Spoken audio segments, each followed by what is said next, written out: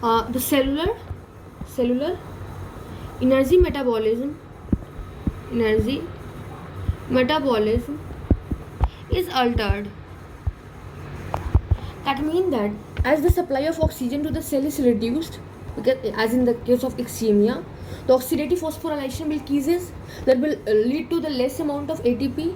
That will lead to increased amount of adenosine monophosphate, that is AMP, and this will lead to stimulate the phosphorylation. Okay, and also increase the phosphokinase activities.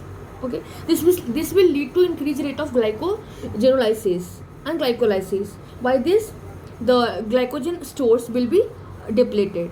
So in the cellular energy metabolism is altered, in which we can write that ischemia that lead to O2 decreasement, okay, that lead to oxidative phosphorylation decrement, that will lead to decrease of ATP and increase of AMP, that will lead to stimulation, increased activity of phosphofructokinases. This will lead to increased rate of glycogenolysis and glycolysis. Okay, that will lead to glycogen store to rapidly depleted. Okay, and glycolysis will occur under the aerobic condition. Okay, because the oxygen is less, so the glycolysis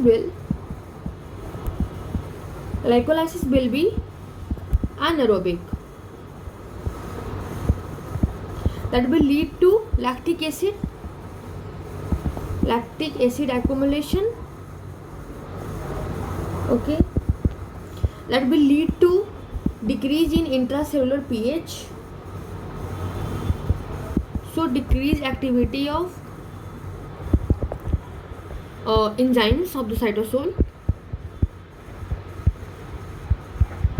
Okay, now the fourth thing, that when there is prolonged depletion of ATP, when there is prolonged depletion of ATP, that will lead to structural disturbance या फिर disruption of protein synthesis apparatus, and that will lead to detachment of ribosome from the RER. Okay, and this will lead to decrease in protein synthesis.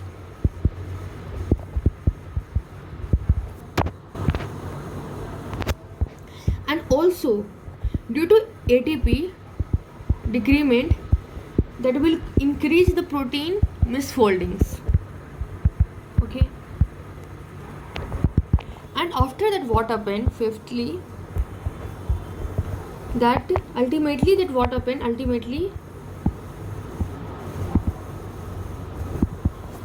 there is irreversible damage to mitochondrial and lysosomal membrane, and then cell undergoes necrosis. And I have told here that there will be the formation of increased number of reactive oxygen species when there is decrement of ATP. This is because here I am writing, due to incomplete oxidative phosphorylation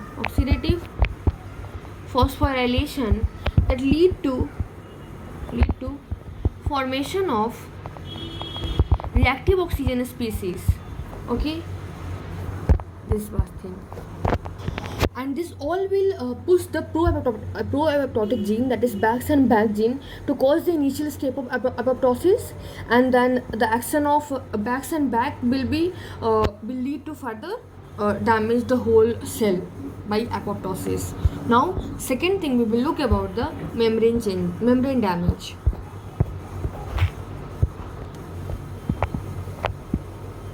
We have covered the mitochondrial damage. Now membrane damage.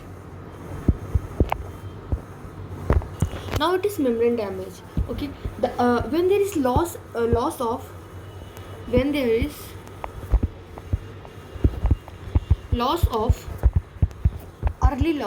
early loss of selective membrane permeability, that lead to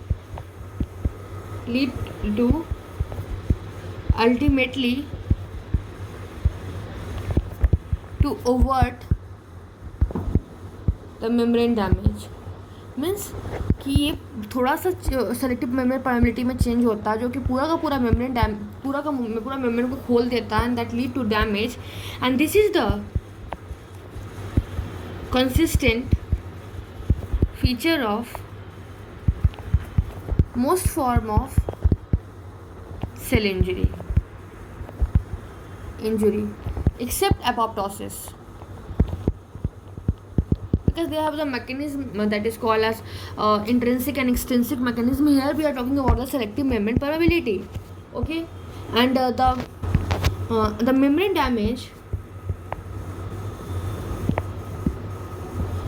damage affect the integrity and function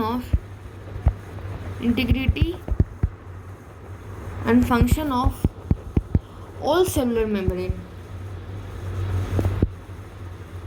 Example, like in ischemic cell,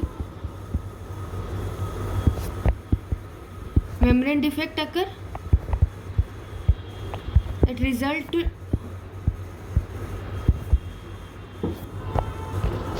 in ATP depletion and lead to calcium mediated activation of phospholipases. Okay, now how this plasma membrane get damaged? Okay, then plasma membrane damaged by bacterial toxin, viral protein, lytic complement, physical and chemical agents.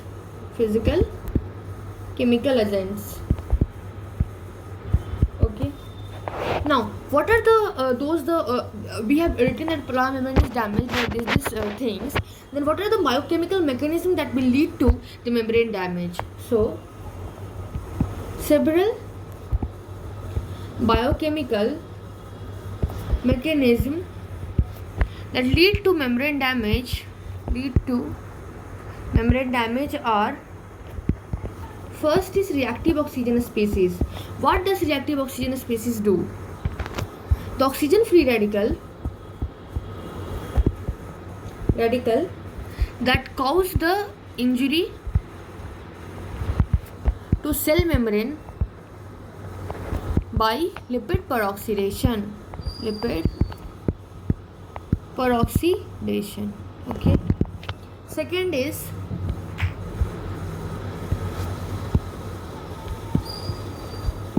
decrease phospholipid synthesis. Okay, as there is injury in cell, okay, then due to the hypoxia, so there is defective mitochondrial function. Okay, so hypoxia, okay, or there is defective mitochondrial function that will lead to decreased ATP production,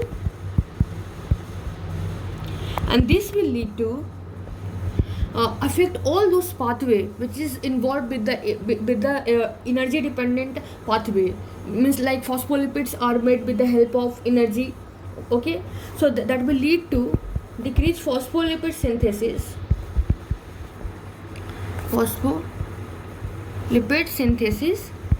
and they will affect the all membrane, including the mitochondria also. Then third, increased phospholipid breakdown. if there is severe cell injury,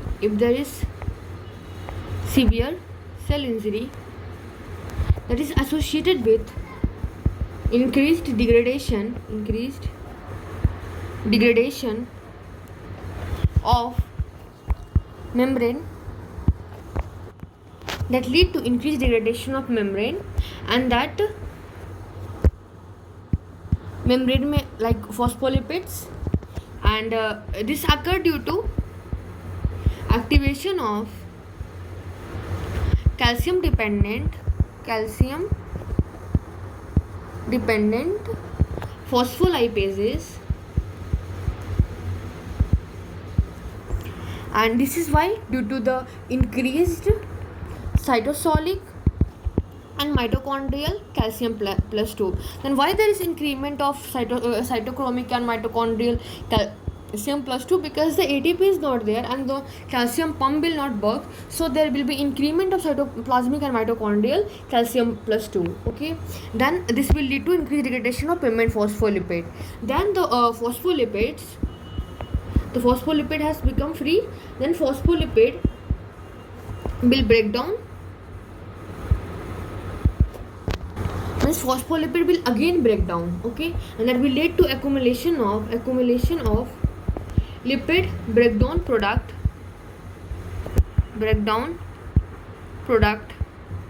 Example is free fatty acid, acyl, carnitine, etc. And these have detergent effect on the membrane. Okay, that have the detergent effect on membrane, and this will cause change in the permeability and electrophysiological alteration. Now, this was the increased phospholipid breakdown will occur in the membrane damage. Then, that is the fourth number is cytoskeleton abnormalities.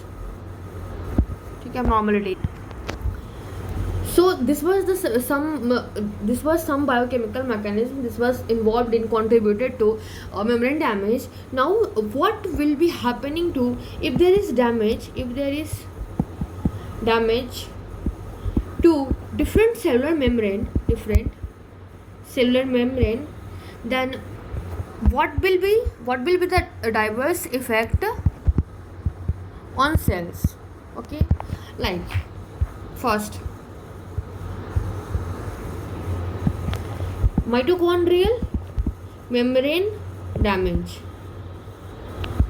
Look, as there is damage in the mitochondrial membrane, this will lead to, as there is mitochondrial membrane damage, this will lead to open of the mitochondrial permeability transition pore, and this will lead to decreased ATP generation, and also will lead to release those protein like cytochrome C that will activate, and that will lead to release of protein that trigger the apoptotic death. Okay, this was the mitochondrial membrane damage. Second is the mitochondrial membrane damage. Then there is plasma membrane damage, and when there is plasma membrane damage, that will lead to loss of osmotic balance, and the fluids and ions loss, ion loss of cellular component. Okay, and this will leak metabolites that are vital for constitution of ATP. Then if there is damage to injury to lysosomal membrane, that will lead to, when there is injury in the lysosomal membrane, that will lead to leakage of leakage of enzyme into the cytoplasm, and that will lead to an activation of acid hydrolysis.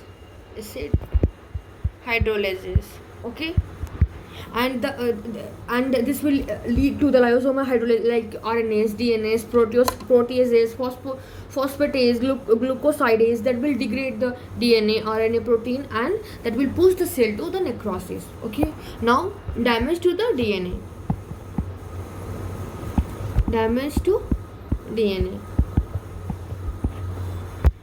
When there is damage to DNA, when there is damage to nuclear DNA, that's important, nuclear DNA, that activate a sensor, okay, that trigger the p53 dependent pathway. Okay, and that DNA damage, how it can occur? Due to the exposure of radiation, chemotherapy, reactive oxygen species, anti-cancer drug, etc. Okay, as the DNA get damaged, they activate the p53 that arrests the cell into the G1 phase of the cell cycle, and that activate the DNA repair mechanism. And if the mechanism fails, then if the mechanism fails to correct the DNA damage, then p53 triggers the apoptosis by the mitochondrial pathway. And so here you can write that DNA damage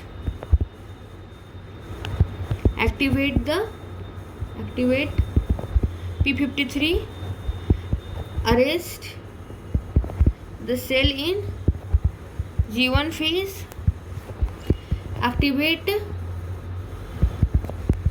DNA repair mechanism, and if mechanism fails,